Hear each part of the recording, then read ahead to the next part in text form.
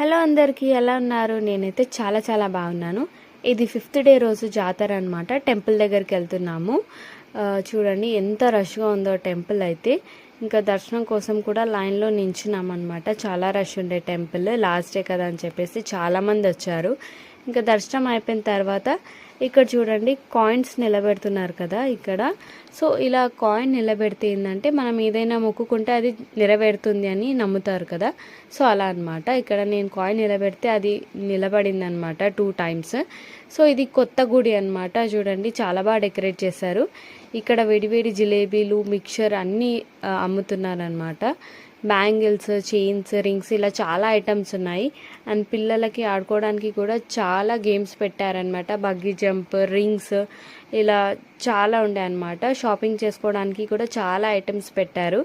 చాలా బాగా అనిపించింది. ఈ వీడియో ఎలా అనిపించిందో కామెంట్ చేసి, లైక్ చేసి